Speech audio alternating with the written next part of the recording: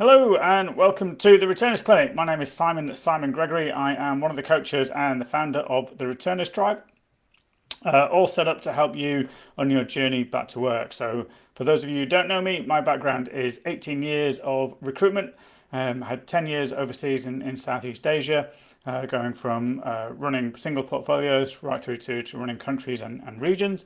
And then came back to the UK in 2015 and set up GPS, which quickly evolved into GPS Return, which is a recruitment company focused on supporting people returning to work, and then Returners Tribe, which is all about coaching and guidance and support to support you and giving you the skills and the knowledge that you need on your journey back to work. So if you'd like to find out more details, you can go to returnerstribe.com. If you'd like to get in touch, it's simply hello@returnerstribe.com. So let's get into these new questions. The first question is from Tom in Portsmouth. Tom is starting a new job in January and he's worried about how his children will adjust and how he can help prepare them, and how do I still have quality time with them? Well, a lot to unpack in that question, Tom, but thanks for getting in touch. Even though you're starting the job in January, I would definitely get started on preparing your children today. You don't say how old your kids are, but I'm going to assume that they're primary school age for this example. So in terms of preparing them, we've gone through a similar journey ourselves with my kids and had to put them into after school clubs and things like that to enable my wife and I to work full time. The trick with the after school club, I think, and I heard a lot of parents say this, is talk about how lucky they are to be able to get into, not every child gets into after school club, but this is something that you get to do. It's going to be more fun. It's going to be more games. So almost treat it as something like something that they have earned, that they deserve, and that it's going to help them. And I think kind of doing that, framing it as something that's going to be fun and something that is special for them is going to get them on board with going. Then in terms of the home, we found with our kids, and again, kind of talking to other parents, this has helped a lot. It's basically just get them involved. You don't have to have quality time with them playing games, or you don't have to have quality time kind of doing the sort of Instagram bits of walking in the park or going to the beach, that sort of thing. Quality time with kids can be anything. So, to give you more time thinking about planning a weekly or a monthly menu, so you don't have to think about it on the hop. That involves things that you can do batch cooking with, so making up stews or lasagnas and things like this that we're going to last for a couple of days, and get the kids involved, get them helping out, get them included in that cooking, and get them thinking about the ingredients. And so use the opportunity as quality time to teach them how to cook, whilst at the same time ticking off the jobs that you need to tick off to be able to do what you need to do. Start to think about what they can do in the morning. So we obviously, as parents, we spend a lot of time getting them prepared for school or for nursery or whatever it might be. But if they're old enough, and they only need to be sort of, again, primary school age, just get them thinking about what they need to do to get prepared for school. So have they got their packed lunches together? Have they got their school uniform ready for the next day? Have they got everything lined up for PE and these sorts of things? So making sure that everything that they need to do, they need to get for their packed lunches, for PE, for other bits and pieces, are all reachable and in safe places, and make sure everything has a place. So they can do it themselves. So it's little things like that where you're trying to kind of put more responsibility to them in a fun way, which makes them feel like they're contributing and helping. And I guess the last thing I would say is make sure you have time for you. Too many parents ignore this bit, but you need time for yourself.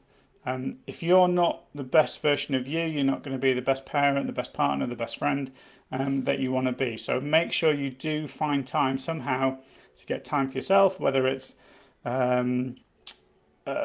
you're able to take the kids to breakfast club and go for a run before you go to work, or you've got friends or family around you that can take the kids on a weekend, so you get an hour or two to yourself to be able to do the things that you want to do. So I hope that's been helpful, Tom. As always, any other questions, don't hesitate to get in touch, and we will help where we can. Morning, Anna. How you doing? We'll come to your question shortly.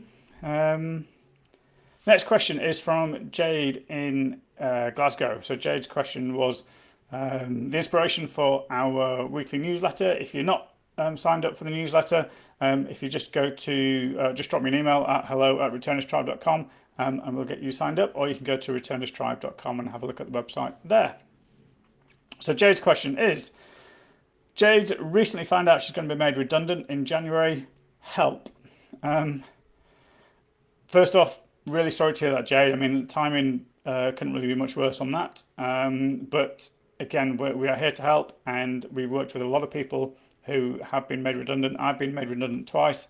I sort of know that journey a little bit and can help you through that process. And you know, what we've developed in the newsletter talked about yesterday was that we've developed a process and a plan for people who have been made redundant to help them get through this and move forwards and get back to work or do the career change or whatever it is that they think they want to do next. So the first thing is, you know, you've got to give yourself some space. You've got to be kind to yourself, okay? When you found out that you've been made redundant, you do go through a bit of a grieving process, you know, the shock, the disbelief, the anger, etc. And you've got to give yourself a little bit of space, and you've got to be kind to yourself and understand this is a grieving process and you're going to work your way through it, okay? Temptation is to pick up the phone straight away and start calling companies and start calling recruiters, but that's not a good idea if you're still going through that shock or that anger, because that will come across to those recruiters, to those companies, and they're not going to want to put you in front of a hiring manager if you're feeling angry, if you're feeling disbelief, if you're a bit emotional about it. So give yourself a little bit of space, be kind to yourself, and work your way through those emotions. Okay. The next thing to think about is your priorities. So if your priority is money, you have to be working, you have to be out there so you can pay the bills, and there's a real sense of urgency about that, then you do whatever it takes to get a job. Okay. And don't be afraid, as perhaps as obvious it might be, don't be afraid to accept the first job that comes your way. Don't worry about it if it's not quite right, because taking that first job that comes your way will give you a bit of space to be thinking about what I'm going to talk about next, okay? So, but it'll take a big stress point out of your life in the sense that you'll be earning money to pay the bills, putting food on the table, if money is your absolute number one priority. If you've got a bit of space, you have a little bit of time, then you can start to think about other priorities. And we talk about this when people are returning to work, priorities around, you know, is it career, is it money, is it time with children, is it time to be able to explore hobbies and do that? Do you want to turn one of your hobbies into a job? Do you want to work out what your passions are, and sort of how do you turn your passions into a career? So we're thinking about those priorities. Once you've got your priorities sorted, you need to also put a bit of time and effort into self-confidence. Being made redundant is not your fault. Okay, 99.9% of the time being made redundant is down to the fact that the company needs to save money in some way, shape or form, and they've taken action which has resulted in your redundancy. It's not a reflection on you or your capabilities. But that being said, it's always knocks our self-confidence when we have been made redundant. So take a bit of time to think about your self-confidence, take a bit of time to start a confidence journal, and these sorts of things that you can do to help rebuild that self-confidence and just reinforce that a little bit. So make sure you do that. And the last few things really is just learn from the experience. And I mean from a perspective of, you know, are you in an industry where redundancies happen? So, you know, are you in a career where redundancies happen? So if you're, for example, in talent acquisition is one of those roles where if the redundancy is going to happen, well, the company's not going to hire if they're making redundancies, so we don't need the talent acquisition team anymore, so they're the first to go. But they're also the first to be hired. So if that's your chosen career, is that something that you just need to adjust to? Is this going to be a normal part of your career? Or are you thinking you might need to look at companies that have a more diverse workforce and therefore might be hiring, whatever the economic conditions? Do you need to think about a career change? So, you know, learn from that experience, think about how perhaps you can reduce the risk of it happening in the future. And then once you've figured all that out, then you can start thinking about updating your CV and reaching out to recruiters and speaking to hiring managers and go for the job that you want. Write the CV for the job you want, apply for the jobs that you want. And again, you'll have a much smoother journey because you'll be a lot more action orientated, you'll be a lot more forward thinking, you'll have processed those emotions, and that anger and that frustration won't necessarily come across in those interviews. And don't worry about how that reflects. Redundancies happen. Okay, and I can't stress enough that redundancies are not your fault. So if you have been made redundant, don't be embarrassed about it. Be quite open and honest. I was made redundant, so I'm looking for a new job. I'm available immediately, and this is what I'm looking for. And that will hopefully speed up the process. But if you're struggling a little bit on things like how self-confidence or priorities, sign up to the Returners Tribe.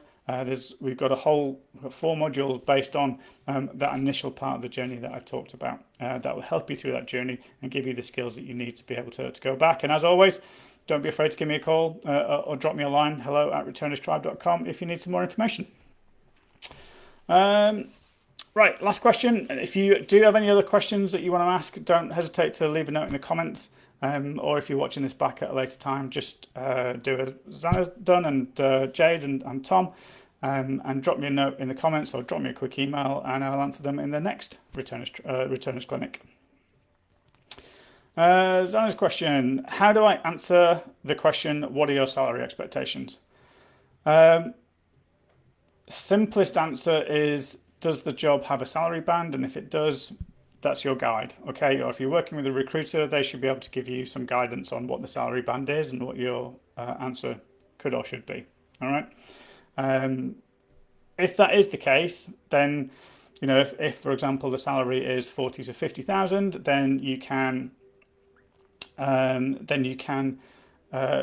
use that as a guide for your answer. If you don't have a salary band, or the recruiter, you're not working with a recruiter and therefore you're sort of guessing a little bit, there's 2 ways that you can take it, okay? I'll tell you both ways and I'll tell you which way I think is the better way.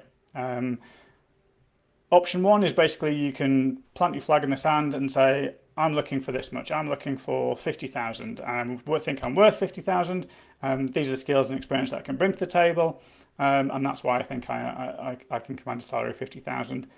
Depending on the job and depending how interested you are in the job, some jobs you might say it has to be 50,000 or I'm not interested. Some jobs, you might be willing to negotiate, and if you are, make sure you emphasize the fact that ideally I'm looking for 50,000, but I'm open to negotiation depending on what else is available. The second option you can take is go down the route of essentially saying, look, the money's not so important to me at this stage of my career, or right now, what I'm really excited about is this opportunity and what this opportunity is going to help me do, what the organisation is about, the values, the mission, and what the organisation is for. So I'm willing to be really flexible on the salary for this opportunity because I'm really excited about it. All I would ask is that you offer me a salary in line of what you think I can bring to the table, the value that I can bring the team and the business. Okay. If you don't have a salary guide, if you don't have any sort of frame of reference, the second option is the better option. Okay, it's a bit of putting the ball back in their court, but you're saying to them, rather than planting your flag in the sand and saying I want this much and pricing you out of the market or even underpricing yourself, then turning around and saying, actually, you offer me what you think I'm worth within the parameters of this role. Is the better way to go, and also an opportunity for you to demonstrate that actually it is the job that's more important to you, it is the organisation that's more important to you. Whilst companies know you are working to earn a salary, they also want to know that you are working for them because you want to work for them, because you're excited about working for them, you're really excited about the opportunity, and that's a great way to communicate that. So Zanna, I hope that answers your question. If you want to talk about it more, give me a shout and we can talk about it in a bit more detail. And if anybody else, any other questions, again, you can leave a question in the comments. And should you mention your previous salary? I would mention your previous salary if you think this role is going to be roughly in line with your previous salary. But I think I'm right in remembering that this role is going to be quite different. from your previous role, and the salary is going to be quite different. So I'd perhaps be a bit more hesitant. I mean, they've seen that you've held senior positions in financial institutions, so they'll have an idea of what your salary is and what you were doing. But I think for this role, I probably wouldn't. If it's a very similar position, if I remembered wrongly, and it's a similar role, similar level, then go ahead and mention it. Okay. Good, right. That's it for today. Please do send your questions through either in the comments to this video, and I'll include them in next week's Returners Clinic, like Xana's done, or you can drop me an email like Tom and Jay did to hello@returnerstribe.com, and I will hopefully see you all again next week. Cheers.